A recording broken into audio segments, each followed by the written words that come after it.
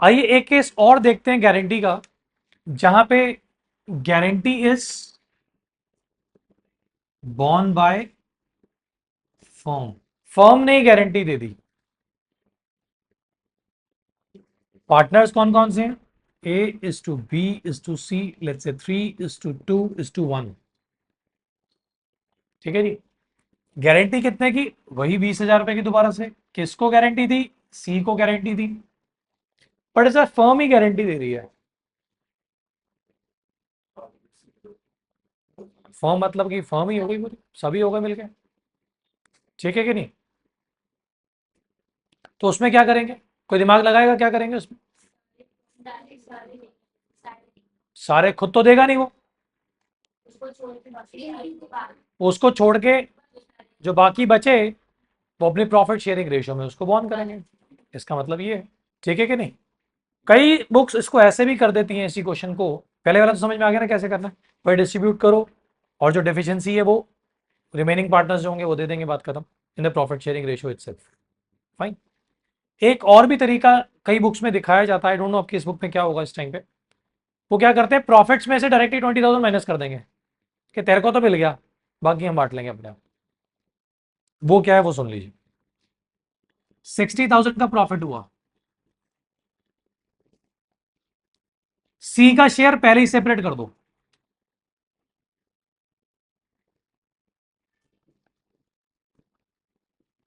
$20,000।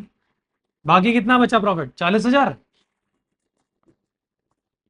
A B C, सी को तो 20,000 पहले ही दे दिया हमने। बचा किसका? ए और बी का। 40,000 बढ़ दो।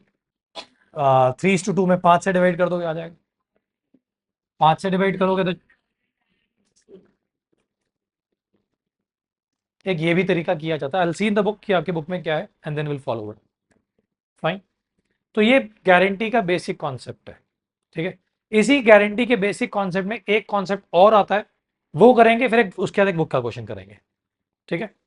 तो इसमें कुछ कॉपी करने की जरूरत है? अंडरस्टैंडेबल है, बुक में है एवरीथिंग। करना चाहते हो कर लो, यू कॉपिंग एनीथिंग। फाइन। अब एक केस ऐसा भी आता है आपकी बुक्स के अंदर, जहां पे partner is giving a guarantee to the firm. अब तक क्या कर रहे थे? फर्म दे रही थी पार्टनर को, या फिर पार्टनर दे रहा था पार्टनर को। अब क्या केस आ रहा है? पार्टनर दे रहा है फर्म को। अब ये कैसी गारंटी है? ये गारंटी है सेल की। एक क्वेश्चन आएगा आपकी बुक में, जहां पे 3 चार्टर्ड अकाउंटेंट है जो बिजनेस में आते हैं, करने के लिए आते हैं, ए बी सी। और सी कहता है कि मैं कम से कम 1 साल के अंदर 1.5 लाख का बिजनेस तो ले आऊंगा। मैं 1 साल में कम से कम 1.5 लाख का बिजनेस तो ले आऊंगा। ठीक है जी। पर जब एक्चुअल साल का एंड होता है तो देखा जाता है कि वो 1,20,000 का लेके आ पाया था। फिगर्स को लिखूं?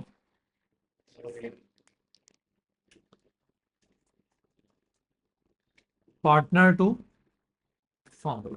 ठीक है। पार्टनर ने गारंटी क्या दी? कि he'll bring the business of 1,50,000। ठीक है। Actually able to bring 120। ठीक है ना? So what is a deficiency is of 30,000। ठीक है। इस केस में क्या किया जाता है कि जो भी प्रॉफिट होता है, फर्म जो कैलकुलेट करती है प्रॉफिट, जो भी प्रॉफिट होता है, लेट अस से कितना प्रॉफिट है? 60,000 वंस अगेन। ठीक है। हम अपने प्रॉफिट में 30,000 रुपए ऐड कर लेते हैं। कहां से ऐड कर लेते हैं? पार्टनर के जो बिजनेस लाना था, जो वो नहीं लाया, तो गारंटी तो बॉन्ड करेगा अपनी। उसने बोला था ना लाऊंगा मैं बिजनेस, नहीं ला पाया ना। तो अगर वो बिजनेस लाता तो मेरा प्रॉफिट उतने से बढ़ नहीं जाता। ये फर्म का प्रॉफिट है बेटा। ये फर्म का प्रॉफिट है जो आपने सारा कुछ कैलकुलेट करके निकाल लिया होगा। Now it is a time to distribute. वो बताऊंगा ना क्या करना है, अभी कहाँ से आया, कहाँ से हम उसके अरेंज कर रहे हैं, वो बात एक अलग है। पहले ये समझो कि कर क्या रहे हैं, अरेंजमेंट कहाँ से कर रहे हैं, मैं उसकी बात करूंगा अभी। क्या ट्रीटमेंट होगी, वो ट्रीटमेंट अभी सिखाऊंगा। अभी सिर्फ बेसिक सिखाया कि अगर पार्टनर गारंटी दे रहा है फर्म को, अगर वो अपनी गारंटी को मीट नहीं कर पाता है तो हमें क्या करना होगा। जितने से वो मीट नहीं कर पाया, मतलब जितनी डेफिशिएंसी है, उसको क्या करें, डेफिशिएंसी को प्रॉफिट में ऐड कर लीजिए। तो फर्म का प्रॉफिट प्लस डेफिशिएंसी। अब कितना प्रॉफिट हो गया फर्म को, अब इसको डिस्ट्रीब्यूट करो।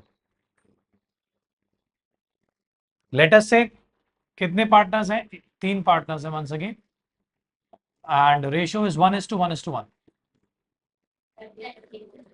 तो सिंपल कितना पड़ गया जी, 30, 30 एंड 30।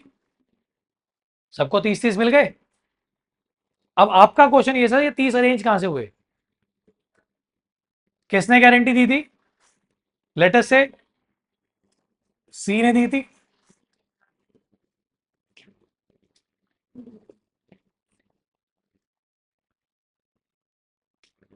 देखो 30 प्रॉफिट मिला, और तेरे से 30 ही हमने लेना था।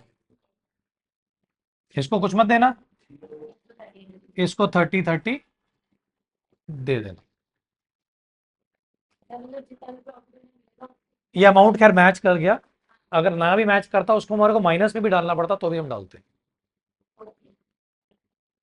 अगर उसको माइनस में भी डालना पड़ता हमारे को तो हम डालते। फिर तूने कहा था बिजनेस लेके आऊंगा, नहीं लाया, तेरे तो प्रॉफिट में से तो काटेंगे नहीं, कहां से काटेंगे। समझ में आ रही है नहीं आ रही है। तो ये इसका कॉन्सेप्ट होता है जहां पे पार्टनर गारंटी देता है फर्म को।